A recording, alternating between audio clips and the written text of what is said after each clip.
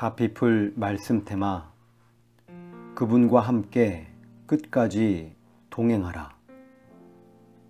나는 내가 그리스도인인 것에 대해 이러쿵저러쿵 변명하지 않는다. 과거의 한때 나는 교육 수준이 아주 높은 사람들을 올려다보면서 이런 생각을 해보았다. 저 사람들은 배운 게 정말 많구나. 내가 저 사람들만큼 지식을 쌓으면 성경을 믿지 못하게 될까? 저 사람들처럼 많이 알면 내 믿음을 버리게 될까? 저들이 알고 있는 것이 무엇인지 정말 궁금하다. 이런 생각 때문에 내 나름대로 독서를 좀 해보고 깨달은 것은 그 누구도 어떤 것에 대해 충분히 알지 못한다는 것이다. 이제 나는 감히 말할 수 있다. 아무리 지식이 많은 사람도 하나님의 책인 성경에서 한 단어도 무효화하지 못하며 한 문장의 오류도 입증하지 못한다고 말이다. 사람들의 말을 따르면 잘못된 길로 가게 된다. 하나님의 말씀을 고치고 그 말씀의 진리를 바꾸고 수정해야 한다고 믿는 저 말씀의 편집자들에게 귀를 기울이면 오류의 늪에 빠져 결국 자신에게, 세상에게, 그리고 마귀에게 속박당하게 된다. 진정한 자유를 원하는가? 그것은 하나님의 법에 순종하는 것이다. 그리스도인은 그의 주님께 순종할 때 자유롭다. 세상의 그 누구보다도 자유롭다. 저쪽 하늘 높이 날아오르는 비행기는 중력의 법칙과 항공역학의 법칙을 따르기 때문에 날아오를 수 있다. 나는 비행기를 타고 여행할 때 다른 일이 없으면 때때로 다양한 엔진들에 대한 설명을 읽곤 했다. 내가 읽어본 바에 따르면 저 거대한 비행기의 그 많은 부품 중에서 이유 없이 들어간 것은 하나도 없다. 그것들은 전능하신 하나님께서 물질의 세계에 심어 놓으신 법칙에 따르기 위해 비행기의 부품으로 들어가 있는 것이다. 만일 그분의 법칙에 어긋나는 부품이 들어가 있다면 비행기는 산이나 바다로 곤두박질 할 것이다. 법을 따르면 자유를 얻고 법을 어기면 노예가 된다. 이 진리는 아름다움의 경우에도 적용되고 저 하늘에서 반짝이는 별들에게도 적용된다. 당신이 산에서 주어진 본을 따르면 자유와 행복과 완전한 안식에 이를 것이기 때문에 당신의 잠재적 가능성을 전부 살릴 수 있을 것이다. 하지만 그 본을 따르기를 거부하거나 따르는데 실패하거나 아예 하나님의 말씀을 인정하지 않는다면 어쩔 수 없는 속박의 굴레에 빠지게 될 것이다. 하나님의 말씀, 이것을 사랑하고 이것 안에서 살고 이것을 먹고 마시고 이것 위에 눕고 이것 위에서 걷고 이것 위에 서고 이것으로 서약하고 이것에 의해 살고 이것 안에서 안식하자. 하나님의 책은 바로 그런 것이다.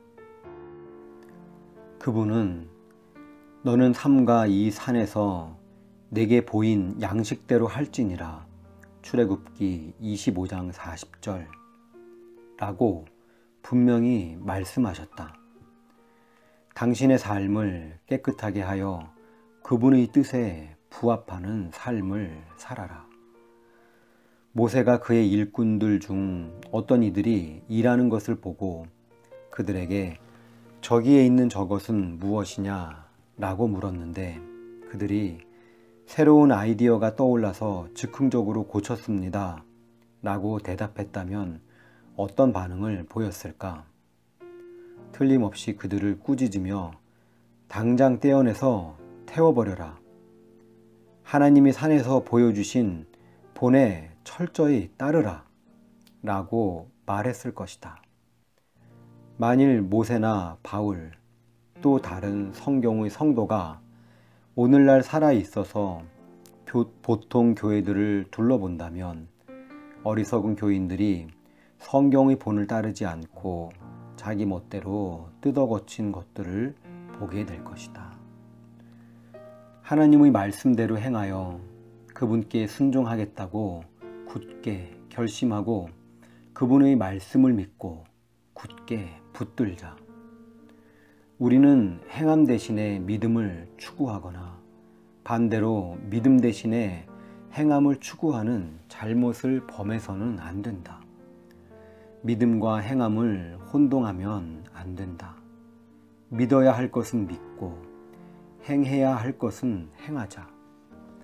옛날에 어떤 사람이 지혜로운 성도에게 성경을 읽는 것과 기도하는 것 중에서 어느 것이 더 중요합니까? 라고 물었다. 이 성도는 잠시 생각해 본 다음 새의 오른쪽 날개와 왼쪽 날개 중 어느 것이 더 중요합니까? 라고 되물었다고 한다. 나도 이런 식으로 묻고 싶다. 믿는 것과 순종하는 것 중 어떤 것이 그리스도인에게 더 중요할까? 하늘을 가르며 날아가는 참새에게 두 날개는 똑같이 중요하다.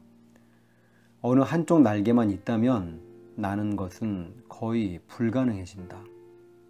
우리는 하나님의 말씀을 믿어야 하고 또 그 말씀에 따라 순종해야 한다. 믿음과 순종의 두 날개를 사용해 그분께 날아오르자. 가장 진실한 그리스도인이 가장 자유로운 그리스도인이다. 예수 그리스도의 복음은 노예를 해방시킨다.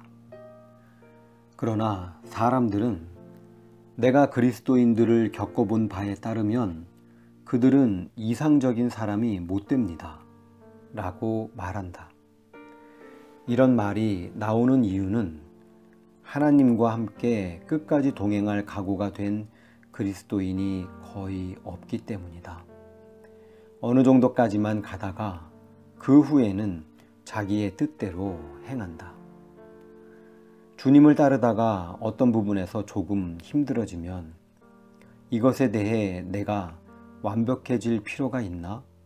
그래봤자 광신자라는 말밖에 더 듣겠나? 내 머리로 이것을 해결하면 되는 거야 라고 말하고 공개 토론회를 연다. 주께서 들려주기 원하셨던 말씀을 들어야 했지만 그럴 기회를 차버린 것이다.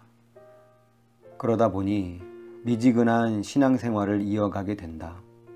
이런 사람들에게 하나님은 내가 이같이 미지근하여 뜨겁지도 아니하고 차지도 아니하니 내 입에서 너를 토하여 버리리라. 요한계시록 3장 16절 라고 말씀하신다. 이제 하나님의 책으로 돌아가자. 앞으로 나아가 그분의 책에 도달하자. 우리가 이 책에서 너무 뒤처져 있다. 이 책에 대해 그분께 감사하자. 모든 것을 산에서 제시된 본을 따라 행하도록 노력하자. 당신의 믿음이 그분의 계시에 부합하도록 힘써라. 당신의 발걸음이 그분의 길에서 떠나지 않도록 조심하라. 그러면 그분이 당신의 원수에게 원수가 되실 것이고 당신의 대적자에게 대적자가 되실 것이며 당신을 돌보아 주실 것이다. 가피플 말씀 테마. 그분과 함께 끝까지 동행하라.